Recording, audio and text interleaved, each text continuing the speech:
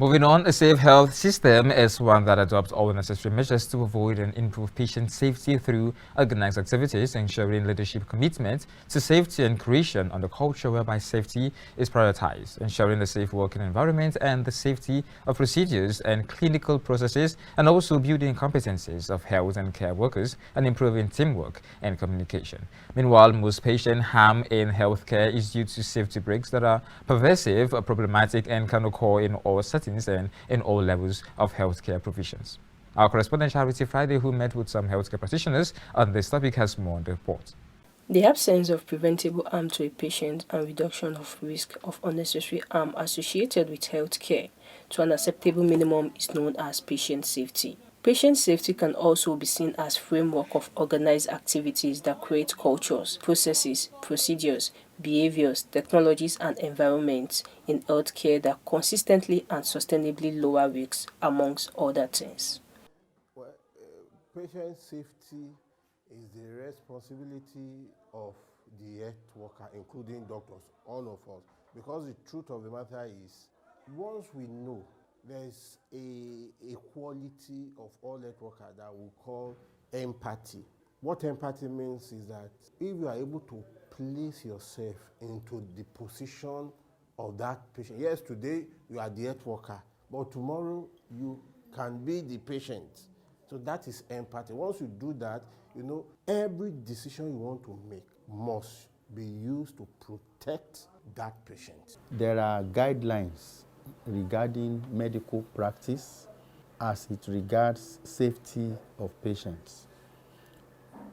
One aspect of patient safety is the fact that all hospital equipment, they are non-hazardous. Okay, what do we mean by that? Our various basic equipment, the one we use to measure temperature, the one we use to measure heart rate, the one we use to measure blood pressure, the ones we use to measure the various basic vital signs in the human body, they are designed in such a way as not to add to or to inflict any form of pain on the patient.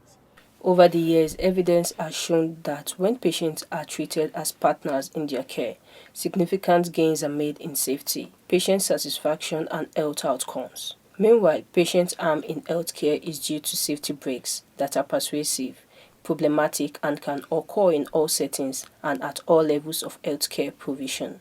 There are certain factors that can lead to patient harm. This includes system and organizational factors, technological factors, amongst others. One could be when you are not keeping the patient's secret.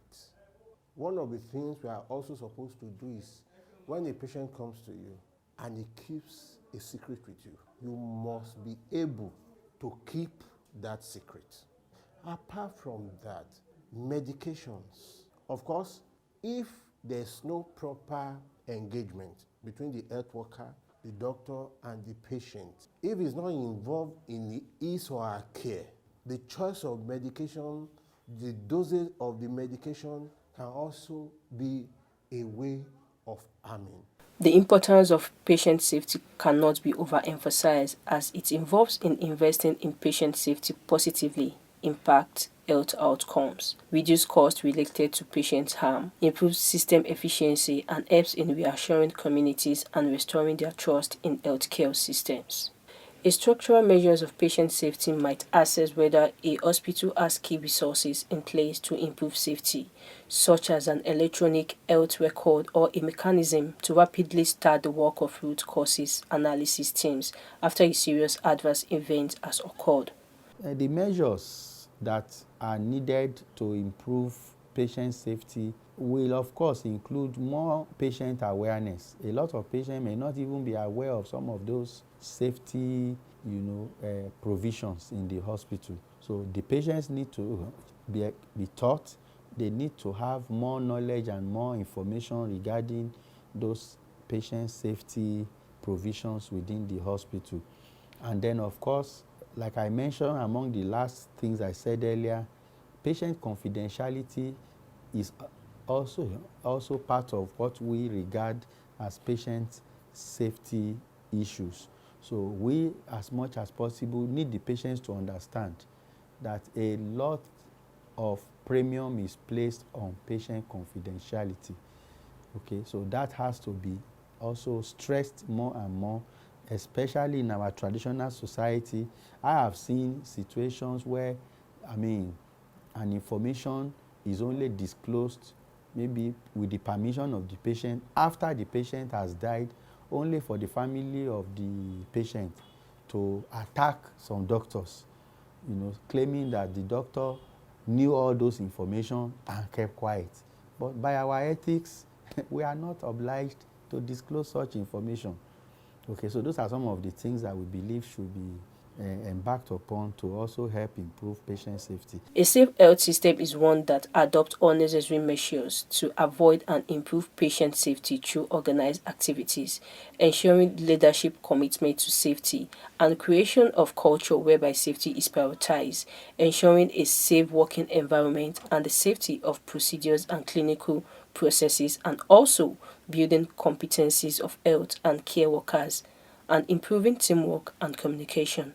It is our responsibility. Safety first is the most important thing, and that is the message for the World Patient Safety Day. We must recognize that the safety of our patients should be priority for all health workers. My simple word of advice, they should keep up what they are doing. We are all doing it. We have regulatory bodies that monitor all these issues of safety. So they should just keep it up. That's just all I will say. As such, it is advised that hospitals and healthcare organizations should avoid unintended or unexpected harm to patients during healthcare treatment and take steps to protect their patients from injuries, errors, infections, and accidents. Charity Friday reporting for Kaftan Television.